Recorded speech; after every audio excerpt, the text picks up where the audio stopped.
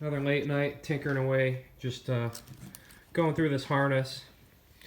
And wouldn't you guess, I'm still labeling stuff because, like I said, I want to be 100% certain that I get, you know, everything, all my ducks in a row.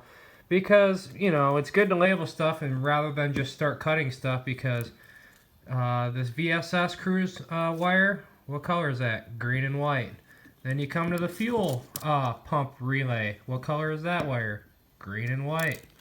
What do we got here? Another VSS wire for the speedo. That's dark green. But then you got some AC wires that are dark green. Like here's the AC relay control circuit. What color is that? Green and white. So, you know, you just start snipping wires and not knowing what's what. You know, when it comes time to pinning everything up, you're gonna just get all sorts of messed up. So, like I said, some people may think I'm just wasting my time, and like I said, this is my first time doing this, so I just want to be sure that I get everything right the first time. And it never hurts to be thorough and just investigate and label. And like I said, my truck is a 96, and all the notes and everything from lt1swap.com, you know, the truck he was working on was a 98. So there is a whole lot of differences between the 96 harness, or the 96 pinout, I should say, and the 98. But luckily on the C4, the black connector, all of the wires that are in the important stuff, like the fuel pump relay control, vehicle speed sensor for the cruise and the speedometer, check engine light, brake signal for the torque converter, serial data wire, and, you know, ignition wire, like these are the important wires, and that's why I put like a star next to them there. Those are the ones that you actually need, according to the lt1swap.com page. All this other stuff is like optional air conditioning and evap, stuff like that, which, you know, like I said, I've found and located pretty much all of the wires that I need to get the truck running. The only thing I'm still kind of jumping around on and trying to figure out is the air conditioning. Some of these air conditioning wires, I just can't even find them. Like, for example, it says that the cycle switch is in C3 clear, dark green. Well, let's go to C3 clear, and let's go to pin 30. See if we can find it. Pin 30, it's on this side here. I don't know if you guys can see pin 30, but there's not even a wire in there. So, you know, what the hell do you do at that point? So, I'm just rambling at this point, but I'm just trying to figure out all this wiring, man, because it's not all jiving with what I'm finding online. And, you know, you gotta think, these OBS trucks, they made millions of them. From 1988 up to like 99, 2000 is when they actually stopped and made the last one. So, there's probably numerous different wire configurations and numerous different, you know, option packages and yada yada yada. So anyhow, like I said, I got the important shit figured out. Alright, so I got this thing pretty much marked out, and what I did was I went down this list here of all the sensors that need to be removed, and I took this roll of blue tape. I went ahead, found all those signals on the list, taped them up. That way I color coded these things. As I remove them, you know, I'll just be able to grab them at a glance and just start picking away. However, like I said, I'm still in mystery mode as far as the AC shit goes. So I am going to keep the air conditioning stuff for now. Like I said, we don't need the AC stuff to get the motor running and the truck driving and all that. That's just a luxury option that we can add later on down the road once we figure it out. So all the shit you see with the blue tape on it will now get weeded out and cut out of the harness. Now, starting off, I'll do one or two with you, but I'm not going to sit here and weed out this entire harness with you guys, because that would make this video like 7 or 8 hours long probably. I don't know how long this is going to take me. And I want to actually like listen to the radio while I'm doing this and concentrate. And YouTube's awesome in the way that, like, you know, if you have like radio playing on the background, they will, you know, go ahead and mute your video if they feel like muting your video, which is always awesome. So basically, find a plug you want to work on, follow each one back all the way to where it goes. Kind of push on it, pull on it. Brown wire, so we got this one here, brown wire, brown wire. You gotta be certain, you know, you don't want to make it oopsie. You make it oopsie, man, you in big trouble. They gonna tell mama, she gonna whoop your butt. So these wire here goes to this here. 4x4, I snip, say goodbye. And you come back here, you pull the wire, okay? You come over here, you pull the wire,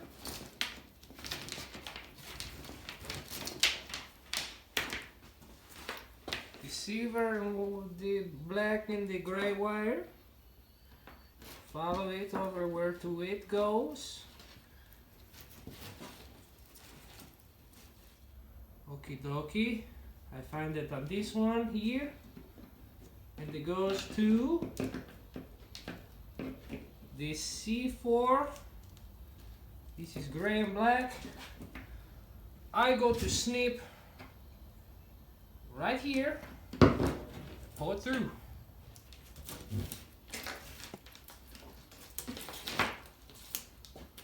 All right.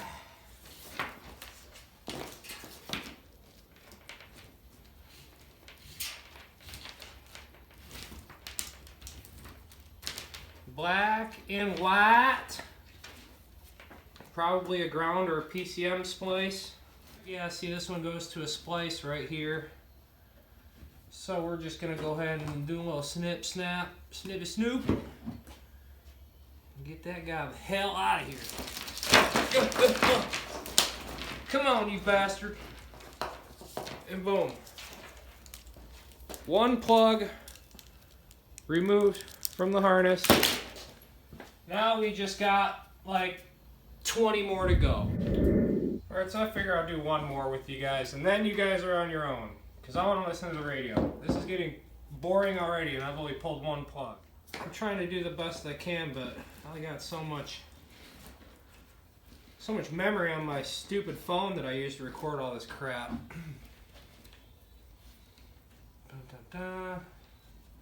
Green wire, green wire, green wire. Where are you going? Green wire. And go ahead and give it a tug. There she is. Red plug. Pin number 12. You're out of there. Sayonara, sucker. Thanks for playing. We'll be talking to you. Just give it a bit of a yank there. Just a nice little tug there. Bit of a yank. Where are you going to? Why are you being such a pain in my ass? It's going to a splice, ladies and gentlemen, so we go ahead and give it a snip at the splice. Now we give it a tug. Now fuck off. We got another one here, probably also going to a splice somewhere. We're going to the EGR. How are these two connected to each other? That's kind of strange. But then again, I'm not a fucking chemist. So I'm just going to snip it and pull it, because we don't need it. Alright, so we got 2 sensors gone. See you later. Now this one that we just snipped, hopefully that was one that we didn't need. Yes, that was for the EGR. We don't need you anymore, love. So let's go ahead and snip you out of there as well. This is my life. But this is, you know, this is how you do it. How it needs to be done. Just go ahead and give it another little tug there. Tugboat. Oh! Going to this here blue connector. Going to here freaking C1 connector. Go ahead and give you a snip. Pull you right on out of there. See you later.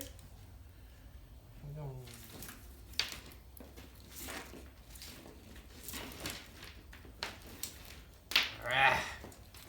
Alright. We got this one here. It's supposed to be brown, which is the color of poop. That boy's a real meatball.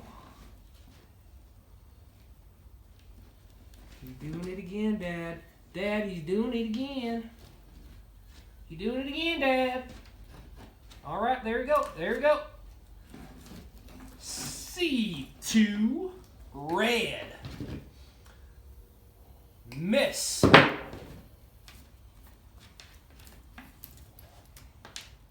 Now we've got another grey wire here, which goes to this splice right here.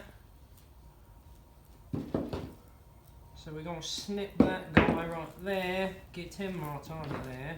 Get this, throw that away. Alright, then we got a pinky here. We got one pink one here, and something tells me this guy's going to a splice somewhere. Yeah, because once it goes into the harness, it shoots this way here. Spicy, spicy. Boom.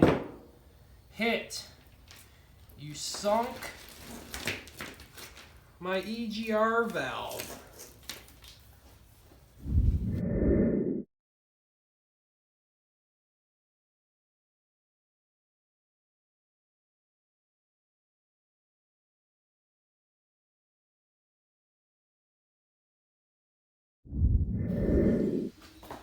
Alright, one point I do want to make is when you're starting out, start snipping the plugs that only have like, 2 or 3 wires, because, obviously there's less wires to snip, and the more you thin the harness out, the easier the wires will just be able to you'll be able to just snip them and pull them, and there's a lot less resistance once you start, weeding some of this stuff out. But anyway, I wanted to mention this tack wire.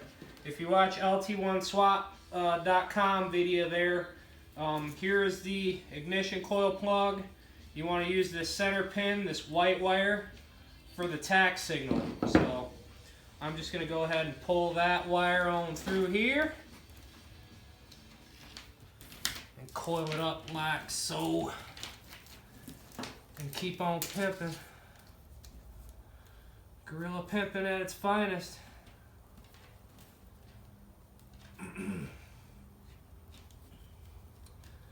And I'm just going to go ahead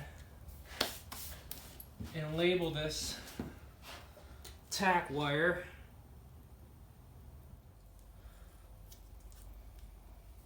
So we got our tack wire separated and out of the way.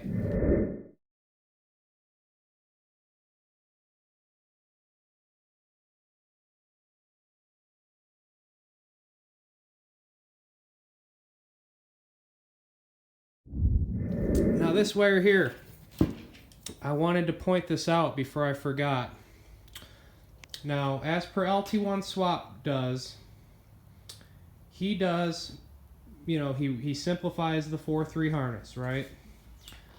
But he goes about creating a power supply utilizing a relay to power the LS PCM. However, my school of thought and what I'm going to do differently is I'm going to reuse this circuit here. This used to power the old oxygen sensors and a whole lot of other stuff. And then this one here was for the injector coils and all that stuff. And that also goes to the main fuse box there. And there was another one that I traced down, but I haven't labeled it yet. I haven't labeled any of them yet. I'm still going through it. But instead of doing, the standalone with the little, where you have to buy the little 4-block fuse panel and you got to buy the relay for the key hots, I'm just going to utilize these 3 circuits in the factory fuse box here. if you can see in the top row, it's upside down, but it goes 20, 20, 10. Now if you look in this fuse box here, you can see that it is for the ignition, the ECM, and like engine controls and stuff like that.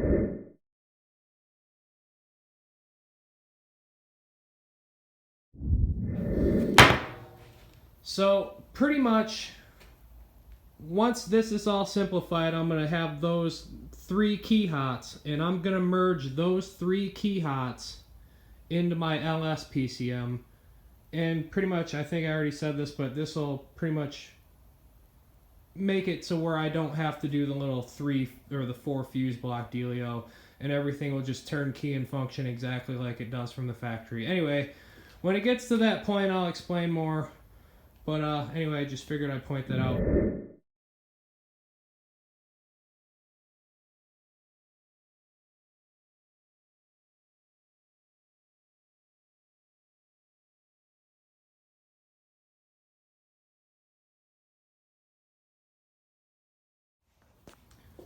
Alright, so that does it. We got it all pretty much knocked down. And I wanted to leave all these plugs for last, because that way as you're weeding the harness out, you know, if all goes right, the only wires you should have left are the ones that you actually need. Which there's a couple of randoms in here. I'm pretty sure these are just grounds that go to splices. Orange wire, that's always that's usually a constant hot. Just another ground wire.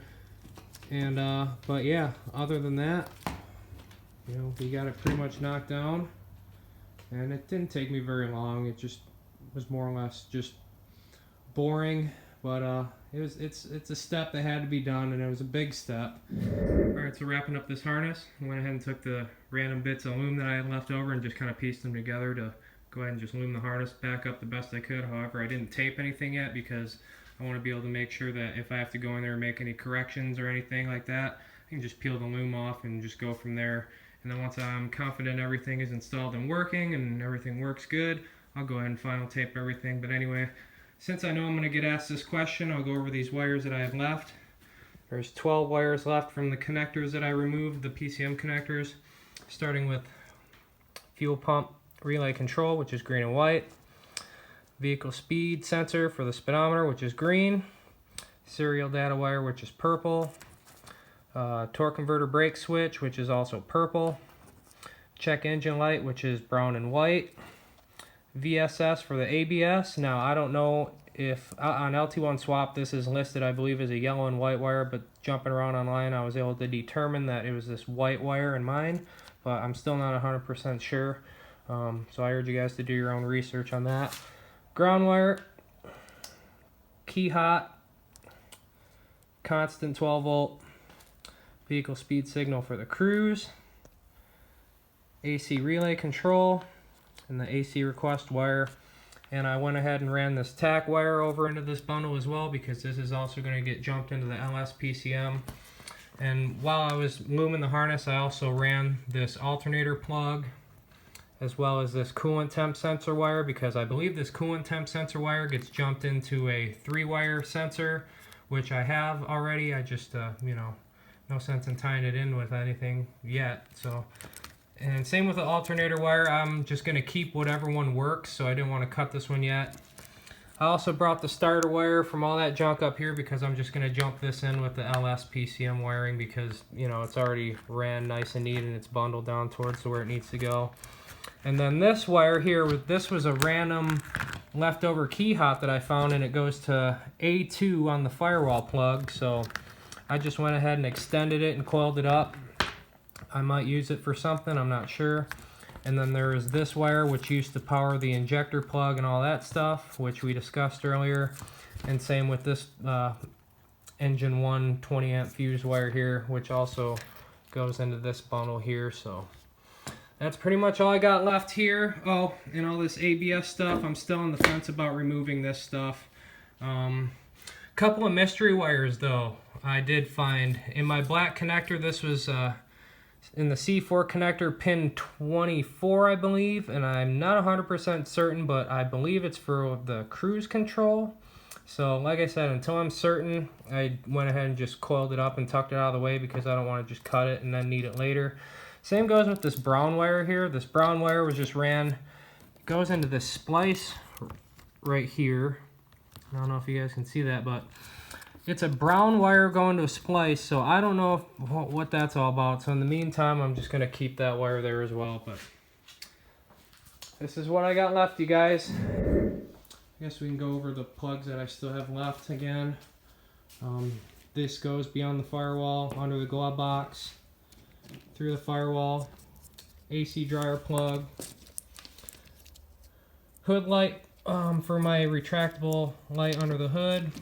Same for the another hood light, oil pressure sensor, all the trans stuff for the park neutral safety switch and the drive indicator on the dash and stuff. Following down here, I kept all these big grounds here, and any kind of loose grounds that I could find through the harness, I tied them all together. All that AC wiring stuff that I just had bundling, I just kind of jammed it in this loom, and I'm just going to zip tie it out of the way for now until I get that all sorted out. Fuel pump plug, this also I believe goes to the reverse lights as well. And all this ABS stuff here, and that's pretty much all I got left. And then there's also this plug, which I'm not even sure what that goes to. But anyhow, I'm still on the fence about removing all this ABS stuff. That's why I didn't even bother to loom all this stuff. I might as well, while I got the harness on the bench, just go ahead and pull it out. But in the meantime, I'm just going to call it good for now. But yeah, that's pretty much going to do it for this one, you guys. And I know it was long and boring and kind of a tedious process. And like I said, this is my first time doing this. So until it's like in the truck and hooked up and stuff's working, I don't even know if this is going to work. But I did the best research I could do and took as many notes as I could and jumped online and read as much as I could. Asked a few questions here and there, and I got faith that we got it figured out. So anyway, in the next one, we're going to go ahead and start butchering into the LS harness and simplifying that one. And then I still would like to find a couple of like weather pack connectors. That way I can simply just have a plug on this end and a plug on the LS harness, and then just be able to just simply plug them both in and merge each other together. So yeah. Anyways, until the next one, you guys. I'll see you later. Thanks for watching.